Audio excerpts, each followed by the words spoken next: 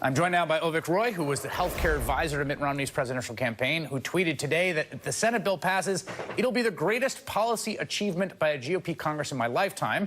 I'm also joined by Dr. Mario Molina, former president and CEO of Molina Healthcare, who was fired from that position in May after suggesting the Trump administration was sabotaging Obamacare. Do you think it's credible to think that in a state like Texas and other places, a person who ran an insurance company, that you're going to have more coverage over, say, a 10-year window? In a state like Texas or Florida, where you did not have expansion of Medicaid, there will be a small increase in coverage.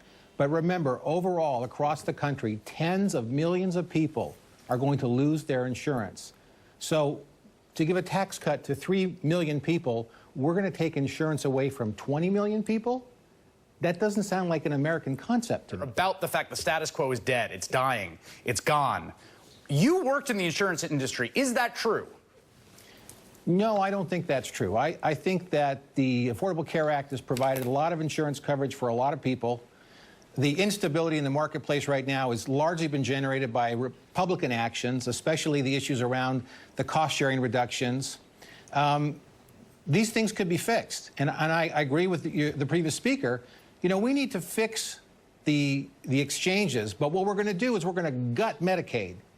And you know, for 50 years, Congress has had a pact with the American people that we will be your safety net if you need it.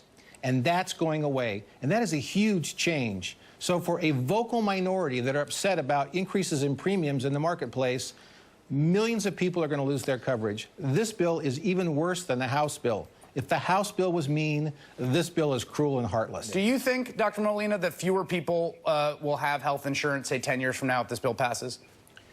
I think fewer people will have insurance 10 years from now, and I think they're going to have fewer choices. If you remove the individual mandate and still require insurance companies to insure people, it's a little bit like saying you can wait until your roof is on fire before you get homeowners insurance. You're going to see the individual market fall apart. This happened in Washington, state of Washington, a number of years ago, and most of the insurers left the individual market. I think that this is going to precipitate a death spiral for the individual market. It's ironically not Obamacare that's going to be in a death spiral. It's going to be this new bill. All right, Avik Roy and Dr. Washington State didn't have subsidies. Well, we'll see. Right, there's an equilibrium at the subsidy point. The other thing that's worrisome, right, is that if you start getting waivers on the essential health benefits, you can end up with a kind of subprime insurance market, right? So you've got the government subsidizing something, and we saw this with Pell Grants, and we saw it with for-profit colleges, right? There's a subsidy from the government, there's very little regulation of the provider, and we saw an entire, basically, scam market of for-profit colleges rise up to basically say, oh yeah, come give us your Pell Grants, we'll give you a degree, and it was basically a worthless degree. It looks like you could create the seeds of that in the health insurance market if you're not very careful with how you implement something like this. You know what's going to happen is... Chris. What? Wait, so you first, Dr. Molina, then you, Avik.